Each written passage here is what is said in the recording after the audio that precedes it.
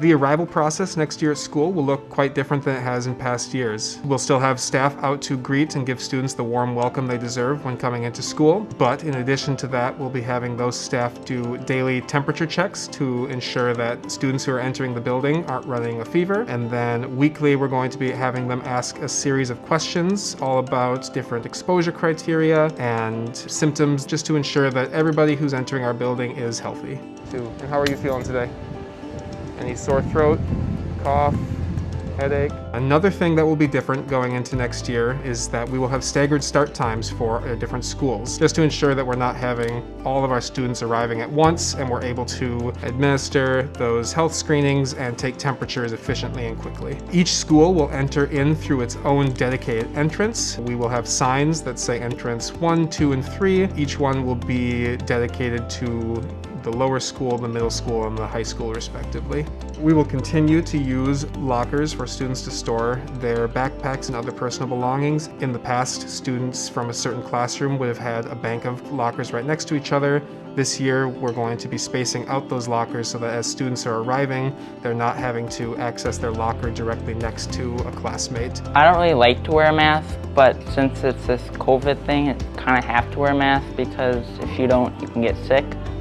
And I don't want to get sick. It's also kind of weird at first, but then you kind of get used to it. Within our classrooms, each individual student is going to have their very own desk and space around their desk with 6 feet around them to ensure that we're social distancing in our classrooms. Each student will have a supply cart to store their own personal supplies so that we don't need to be sharing pencils and notebooks and other things that in the past students would be having to share. These spaces around their desks will be clearly marked with special tape to give a visual to students so that they know this is my space and this is classmates' space. Also within the classrooms, we're going to continue to have sensory spaces for our students to use. The biggest difference between the sensory spaces that we've had in the past and the ones we use this year will be not having the soft cushiony seating that we used in the past and having more easy to clean and disinfect surfaces. Classrooms will still continue to have rotations, especially language arts and math classes. The biggest difference between what we've done in the past and what next year will look like is students will rotate still physically to the direct instruction table, which will be modified with a plexiglass barrier to allow for social distancing between the staff working with the students and the students themselves. Also, students will continue to do independent rotations like worksheets and technology, with the BT assisting to work on independence. And when students are rotating between different rotations at their desk, instead of physically moving their body from one place to another, they're going to be rotating the activity that they're working on at their desk. So let's say the student is working on a technology rotation and it's time for them to rotate to a writing journal that they've been working on. They would close their laptop, move their laptop over to their bins, and then grab their writing materials and bring them to their desk, as opposed to going to a completely separate space to work on a different activity.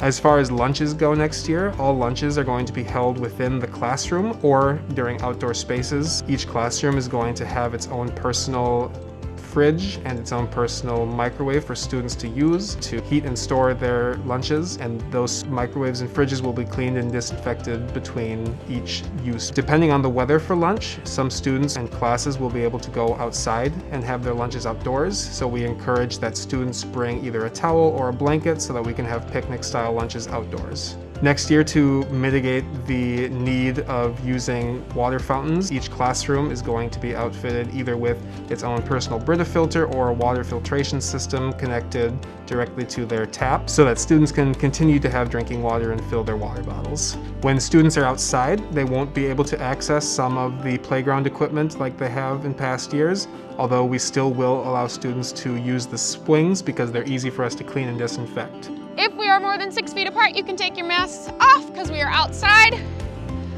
All right, but you don't have to. One arm across your body, other arm's gonna go above or below. 1, 2, 3, 4, 5, 6, 7, 8, 9, 10. All right, everybody put their masks back on and we're gonna head inside. There are changes at our school. Only one student can go in the bathroom at a time. When students use the bathroom, we are going to use a light system to indicate when a bathroom is in use. So a student will click the light when they enter to indicate that they're in there, and then when they leave, they will turn it off so that others know that it's not in use and they can use it. Our cleaning and disinfecting procedures at Academy of Whole Learning next year will be that all surfaces and spaces used by students and staff will be cleaned 4 times daily, twice between staff in the classrooms and twice between our newly hired janitor. With all these safety precautions and procedures in place, we're hoping that students and families who choose to return to Academy of Whole Learning in the fall will feel safe in doing so.